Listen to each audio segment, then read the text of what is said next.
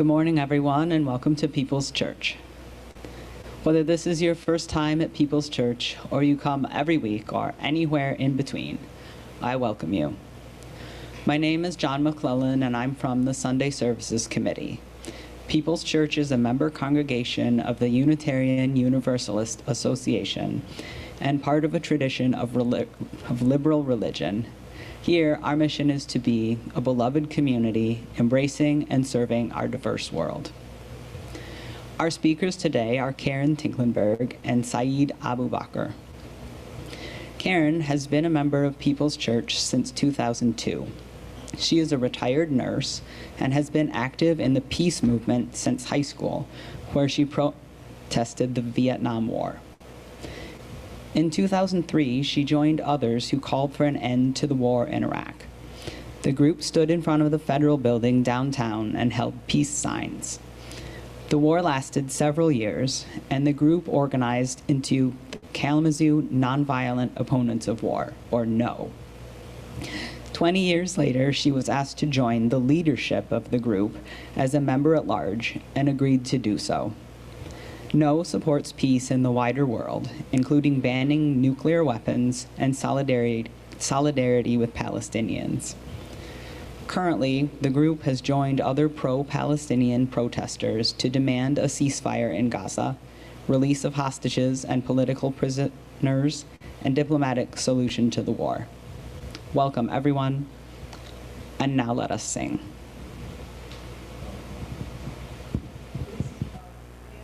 And if you can, or stand in body and spirit, excuse me.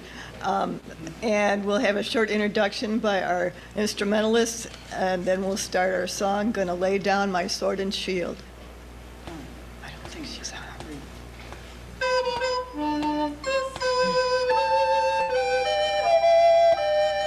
Gonna lay down my sword and shield, down by the riverside, down by the riverside, down by the riverside. Gonna lay down my sword and shield, down by the riverside. Gonna study war no more.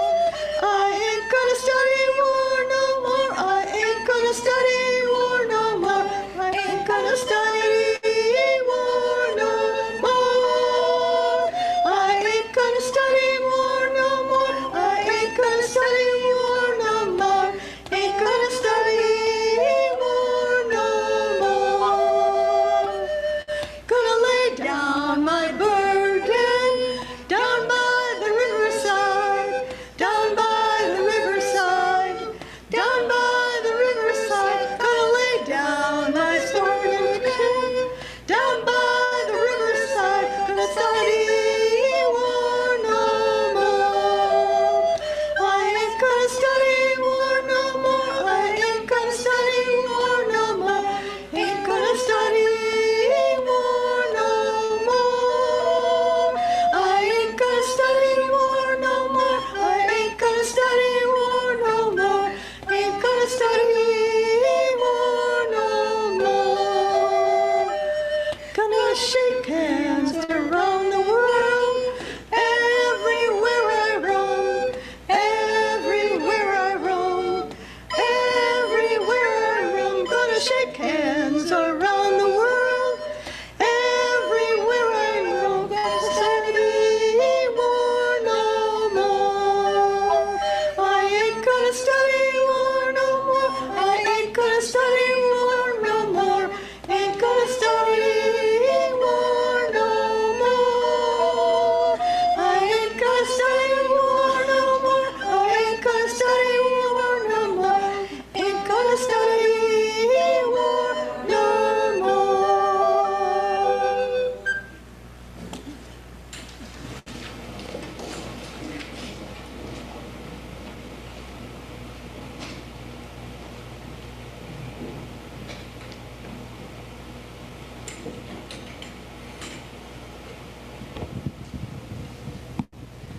I'd like to call Alan Hunt up to light our chalice. Out of the Flames by Sarah Eileen Lawal. Out of the flames of fear, we rise with courage of our deepest convictions to stand for justice, inclusion, and peace. Out of the flames of scrutiny, we rise to proclaim our faith with hope to heal a fractured and hurting world. Out of the flames of doubt, we rise to embrace the mystery, wonder, and awe of all there is and all that is yet to be. Out of the flames of hate, we rise with the force of love, love that celebrates our shared humanity. Out of the flames, we rise. Do we have anyone lighting a chalice on Zoom? We do. This is Sam from AV. We have chalices lit in Battle Creek, in Westwood, and that's all we got listed today.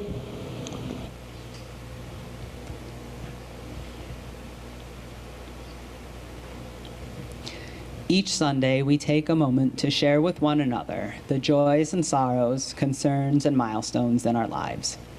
If you're here in person, I invite you to come forward, place a stone in the bowl of water, speak your name, and then let us know briefly. If you're on Zoom and you'd like to share, type your message into the chat box.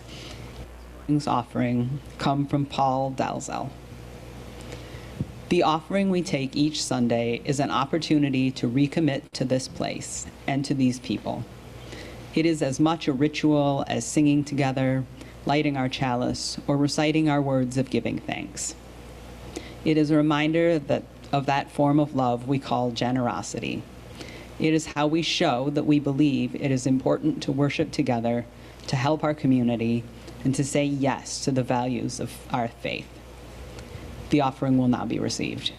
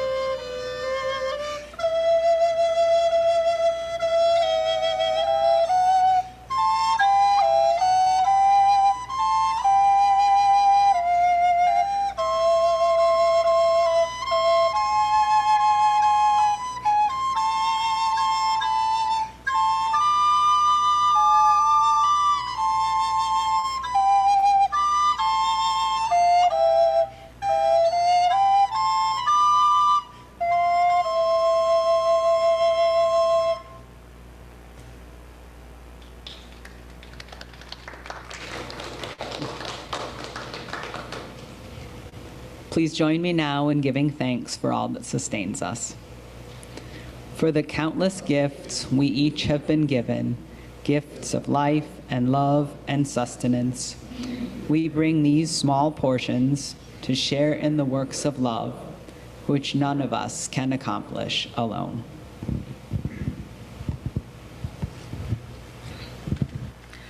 Please join us in body and spirit, to sing hymn number 166, Years Are Coming.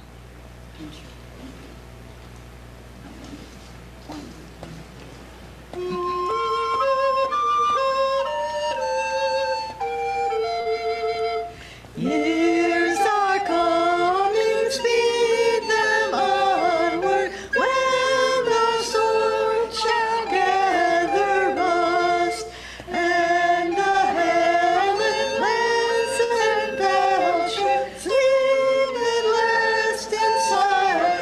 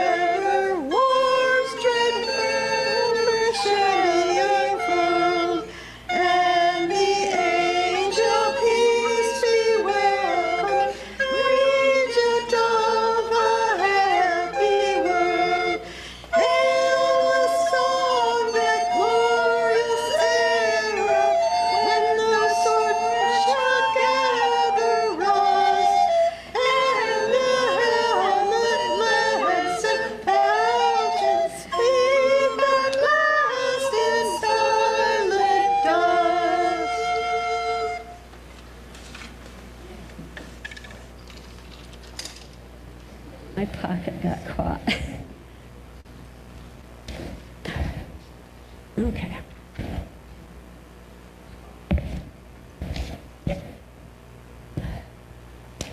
Take the water. Just in case my mouth gets dry. Hello, and thank you for being here today to learn about the situation in Israel. This is a hard subject to talk and hear about, and I ask that you listen with an open mind with respect for the opinions of others. On October 7, 2023, Hamas militants crossed into Israeli land, killing approximately 1,200 civilians and taking about 250 hostages. Prime Minister Benjamin Netanyahu declared war on Hamas, and President Biden promised to support their ally.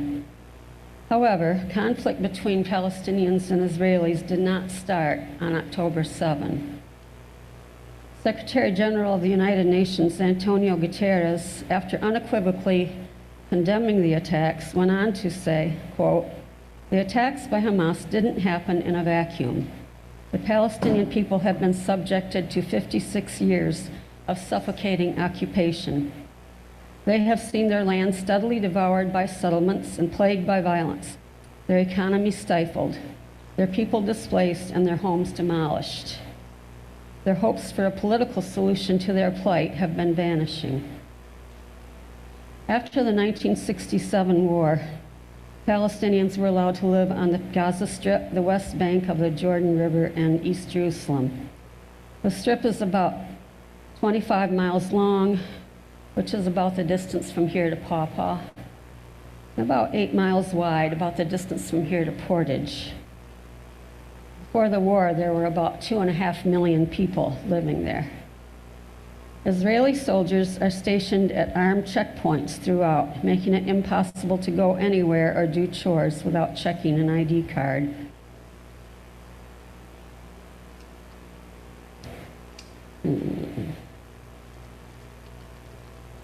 Gaza is surrounded by an 11-foot wall and has been referred to as an open-air prison. Often young teens were arrested, even kidnapped from their homes, and put in jail, where they were told to strip, left alone without food or drink, or a blanket, in a cold cell, and then let go in the morning. This is documented in a film called Imprisoning a Generation, where the children tell their stories. Since October 7, approximately 45,000 bombs have been dropped on Gaza. The latest statistics are at least 40,000 known dead, but there are up to 100,000 more buried under rubble. Most of the dead are women and children, children who have no culpability in the actions of Hamas. Can you imagine what it would be like to share a plastic tent with up to 25 relatives with no running water or sanitation? Or trying to find food for your family, but you must depend on charitable boxes dropped from the sky or trucked in? Some in the north have resorted to eating animal feed.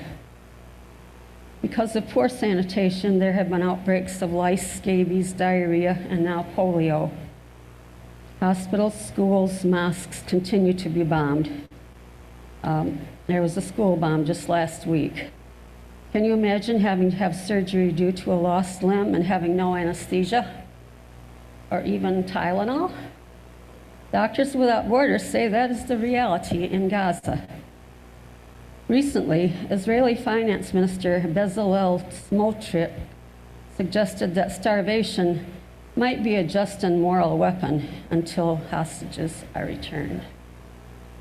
There is also great danger to professionals trying to help. At least 113 journalists, over 500 healthcare workers, and at least 250 aid workers have been killed trying to save lives, bring food, and report on the carnage. How can we help? You can donate to humanitarian agencies, including Doctors Without Borders, UNWRA, Save the Children, Oxfam, World Food Program, and Palestinian Children's Relief Fund, which is based in Ohio. They provide supplies and also help remove children and their families to other countries where they can be fitted for prosthetic limbs. I posted 3 Palestinian families in the lobby who have had their lives uprooted, losing their businesses, tending to sick family members, losing their homes. You can send donations via GoFundMe on Facebook. As of August 15, the U.S. has sent over $50 billion in arms sales to Israel, including $20 billion just last week. There can be no ceasefire or return of hostages as long as our government continues to send more bombs to Israel. Please write, text, or email your congressmen and women, as well as President Biden. You may also consider the BDS movement: boycott, disinvest, and sanction. There's a long list of items to boycott, from Sabra hummus to, yes, Amazon. Google BDS or BDS boycott for a full list of companies. If you have investments, please consider disinvesting from corporations that profit from war, including Lockheed Martin, Raytheon Technologies, General Dynamics, and Boeing. As our Vice President's mother said, quote, "Don't complain, do something." Now, I would like to turn the talk over to my friend and fellow KNOW member, Dr. Saeed Abu-Bakr, who is a Palestinian American and teaches political science at Western Michigan University. Thank you.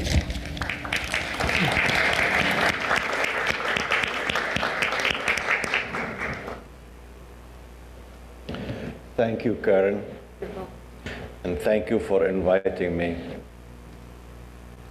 As Karen said, my name is Saeed Abu-Bakr. I've been professor of chemical and paper engineering at Western for the last 23 years. I came to Western to start the new chemical engineering program 23 years ago. And I am a member of the leadership collective of KNOW.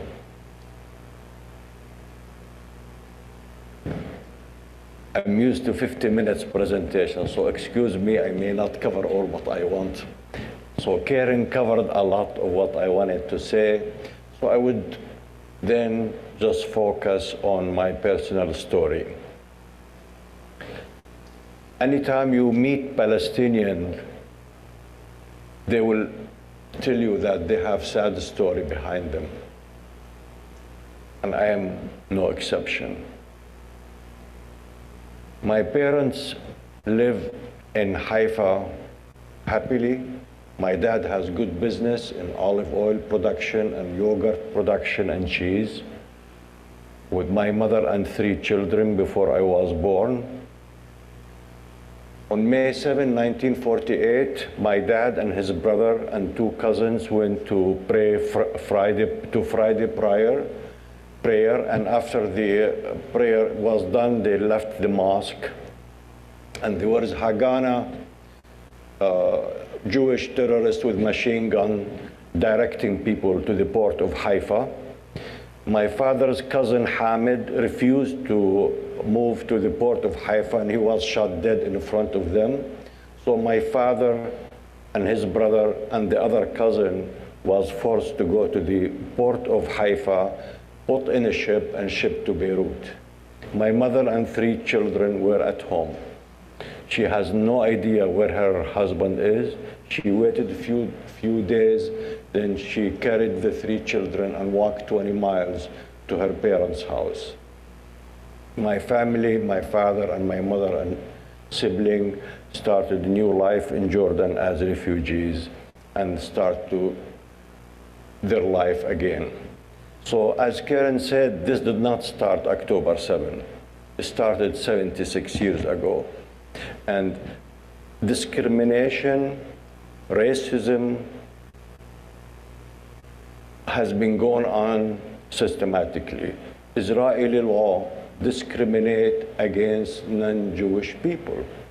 So in 1948, 750,000 people were kicked out or forced or left Palestine. 100,000 of them stayed in Israel, especially Nazareth area. the people of Nazareth stayed because the Israeli leader at that time, the army person who was in charge, had an agreement with the local people, and they did not massacre people in Nazareth, so people did not leave. My wife's family, her dad is from a small village called Ijzim, next to Haifa, and in 1948, the Stern group, which is headed by Menachem Begin, came to town and collected the men here and the women here. They killed few men, including the grandfather of my wife, and they burned him in front of everybody in the village, so everybody left. The whole village. If you go to near Haifa and look for Ijzim, the village is still there, but it's no people live there. They very much ethnically cleansed the whole village. So as I said, behind every Palestinian there is a story. The first minister of Israel, Ben Gurion, said in 1937 that we have to either force or eliminate the Palestinians to allow for Jewish state. And they've been doing that since then. The Palestinians were living peacefully in Palestine before the Balfour Declaration, before the British government decided that Palestine will be the homeland for the Jewish people, not taking into account the hundreds of thousands of Palestinians who've been living there for many, many years. So I remember Norman Finkelstein, who's a very outspoken Jewish professor about the atrocity of Israel, said if somebody come walk into your house and knock on your door, say, hello, would you please leave?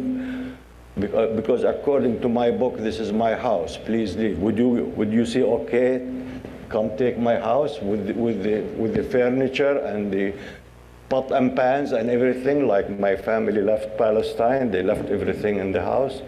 We have still title for our land and our house in Haifa, but we are not allowed to return back. If you're born in Brooklyn and never been to Palestine, you can get your citizenship in 5 minutes, while if you are Palestinians refugee who left Palestine in any time, then you're not allowed to go back. The right of return is not given. It's given based on your religion, not based on your background.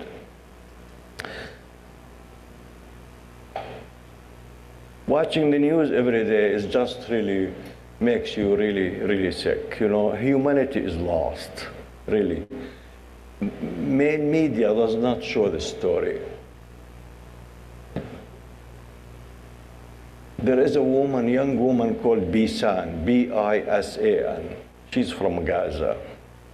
And she does like 3-4 videos a day showing the daily life of Palestinians in Gaza.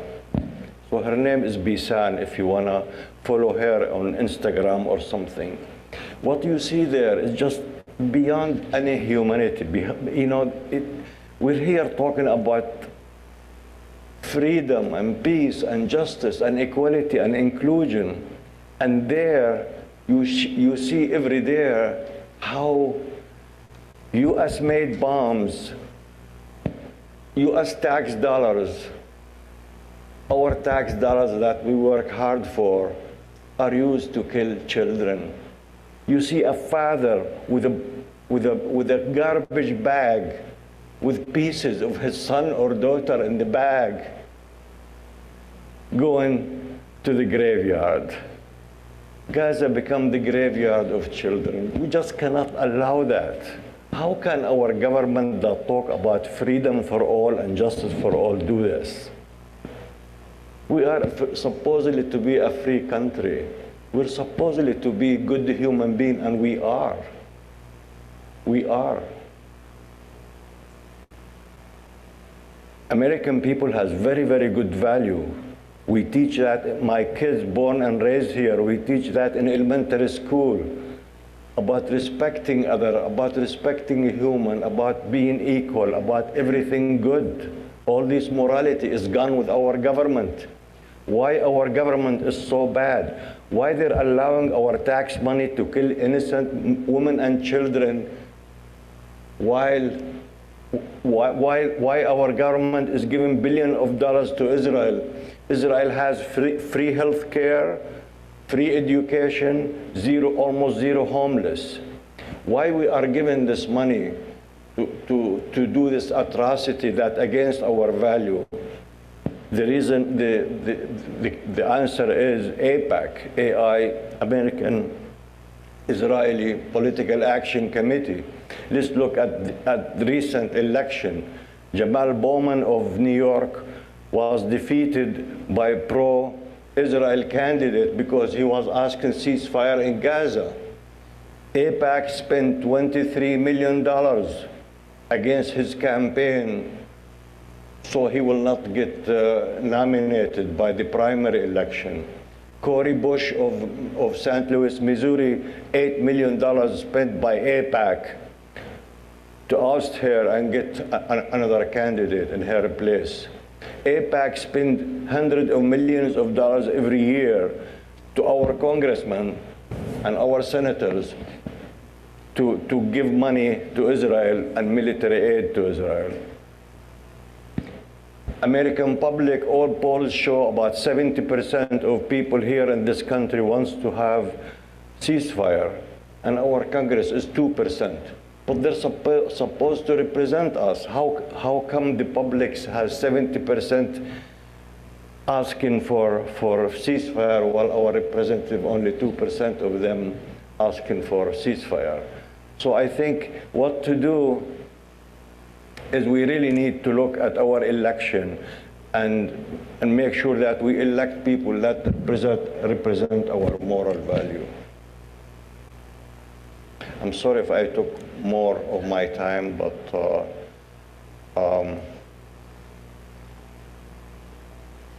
as I started from the beginning, watching all these videos from Bisan, from Gaza, just make you so hopeless and helpless that there is no way out.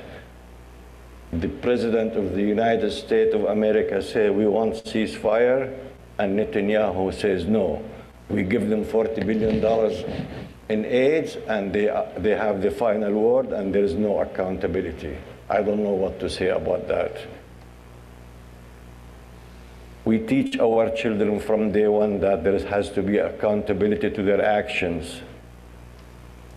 No, we spoil the baby called Israel, and they give them anything they want without any accountability. And that's not right. We don't do them a favor by doing this. We don't do a favor to our children if we spoil them and give them everything without accountability. Thank you for listening.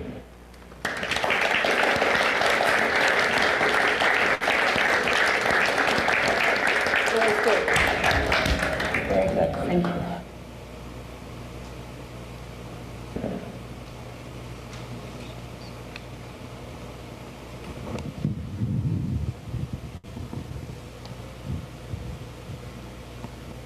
So we are going to go into small group discussion now. So if you are here in person, you can drag your chairs around and get into groups of 4 to 6 people maybe. If you're on Zoom, you'll be put in a breakout room. So our questions for today. 1, do you believe world peace should be a UU value? 2, in what ways do you support peace in your life? 3, is there a connection between racism and war from a historical perspective? And your guidelines for discussion: please speak the truth as you understand it, and do not comment on other people's comments until everyone has had a chance to do initial sharing.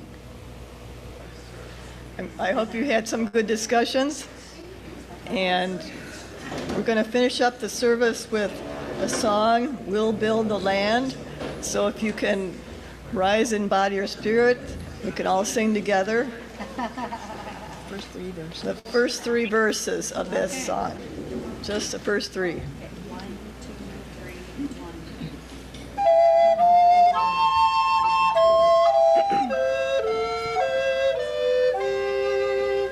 We'll build a land where we bind up the broken.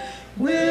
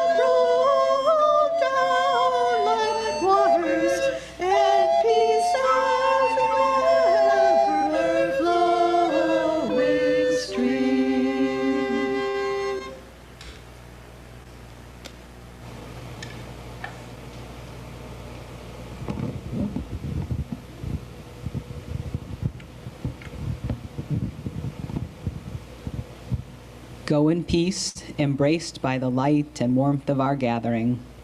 Go in love, ready again to struggle on. Go in beauty, shining forth like a lamp for freedom. Amen.